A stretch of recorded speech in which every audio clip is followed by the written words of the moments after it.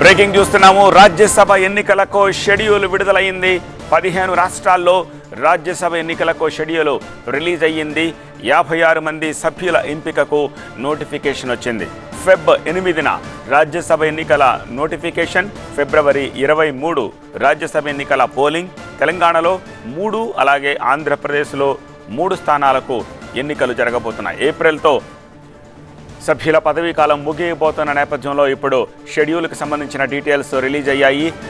AP నుంచి Vemireddy, CM Ramesh, Kanakamedala వీళ్ళ ముగ్గురి పదవీ కాలం ముగుస్తోంది. అలాగే తెలంగాణ నుంచి రవిచంద్ర, లింగయ్య యాదవ్, సంతోష్ కుమార్ వీళ్ళ ముగ్గురు పదవీ కాలం కూడా ముగియబోతోంది.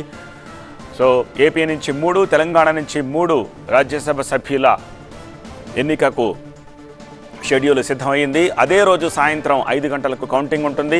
నామినేషన్ దాఖలు చేయడానికి ఫిబ్రవరి 15 గడువు విధించారు. 16న నామినేషన్లు పరిశీలిస్తారు. ఉపసంహరణకు గడువు ఫిబ్రవరి 20 వరకు ఉంటుంది.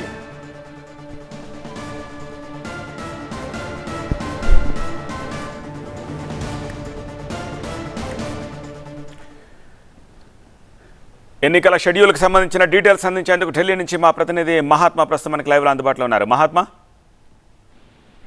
షెడ్యూల్ కొద్దిసేపటి క్రితమే కేంద్ర ఎన్నికల సంఘం విడుదల చేసింది. ఈ ప్రకారం ఫిబ్రవరి 8న నోటిఫికేషన్, గెజిట్ నోటిఫికేషన్ జారీ అవుతుంది. ఫిబ్రవరి 15 నుంచి నామినేషన్ల దాఖలుకి చివరి తేదీగా ఫిబ్రవరి 15 తేదీని నిర్ణయించారు.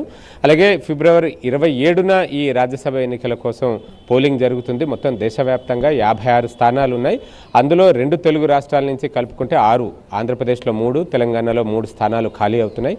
వాటిలో తెలంగాణ నుంచి చూసుకుంటే జోగినపల్లి సంతోష్ కుమార్, వద్దిరాజు రవిచంద్ర, బడుగుల లింగయ్య యాదవ్ ఈ ముగ్గురి పదవీ కాలం పూర్తయిపోతుంది. సో వీరి స్థానాలని భర్తీ చేయడం కోసం ఇప్పుడు ఈ ఎన్నికలు జరుగుతున్నాయి. ఆంధ్రప్రదేశ్లో సీఎం రమేష్, కనకమేడల రవీంద్ర కుమార్, వేమిరెడ్డి ప్రభాకర్ రెడ్డి ఈ 3 స్థానాలు కూడా ఖాళీ అవుతున్న నేపథ్యంలో ఆంధ్రప్రదేశ్ నుంచి ఇప్పుడు ఎవరు బరిలోకి దిగుతారు ఏంటి, అక్కడున్న అసెంబ్లీ సంఖ్యాబలాలు వీటన్నిటి ప్రకారం చూసుకుంటే కనుక వైఎస్ఆర్ కాంగ్రెస్ పార్టీకే ఎక్కువ సంఖ్యాబలం మనకి స్పష్టంగా కనిపిస్తోంది. కాబట్టి 3 వైఎస్ఆర్ సిపిఐ పోటీ చేసి గెలుపొందుతుందా, లేదంటే తెలుగుదేశం పార్టీ కూడా పోటీలో నిలబడి 3వ స్థానం కోసం వారు గెలిచే ప్రయత్నం చేస్తారా అన్నది కూడా ఆసక్తికరంగా మారింది. మొత్తంగా దేశవ్యాప్తంగా 56 స్థానాలకు ఈ ఎన్నికలు జరగబోతున్నాయి.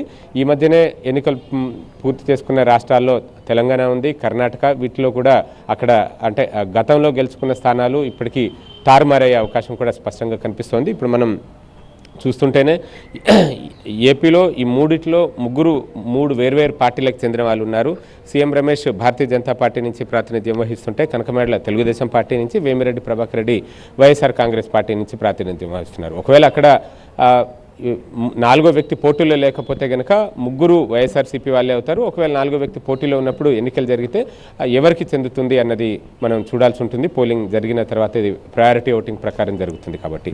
అలాగే తెలంగాణలో ఉన్న సంఖ్యాబలం ప్రకారం చూసుకుంటే మరి ఇది 2:1 ప్రకారం వస్తుందా ఏంటి అన్నది ఒకసారి ఆ గణాంకాలు చూస్తే మనకి స్పష్టంగా అర్థమవుతుంది. ఎందుకంటే కాంగ్రెస్ పార్టీకి పూర్తి మెజారిటీ ఏమీ లేదు.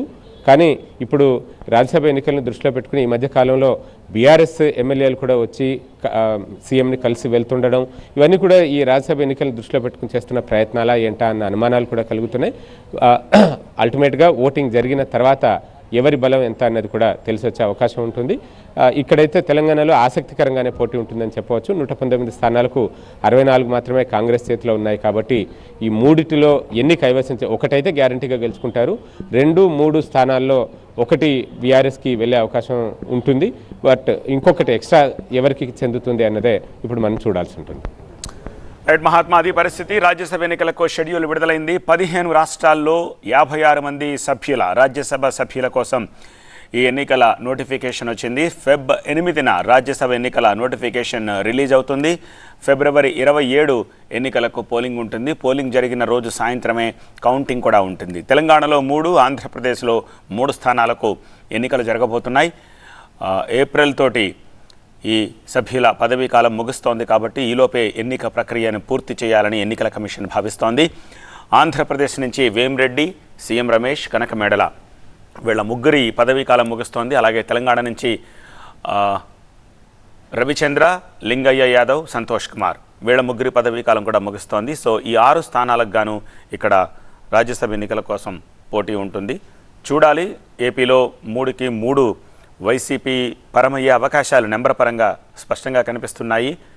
అలానే తెలంగాణలో ఒక స్థానం ఖచ్చితంగా అటు బీఆర్ఎస్కి ఇటు కాంగ్రెస్కి వచ్చే అవకాశాలున్నాయి. 3వ స్థానం విషయంలో మాత్రము మీమాంస కొనసాగే అవకాశాలు లేకపోలేదు.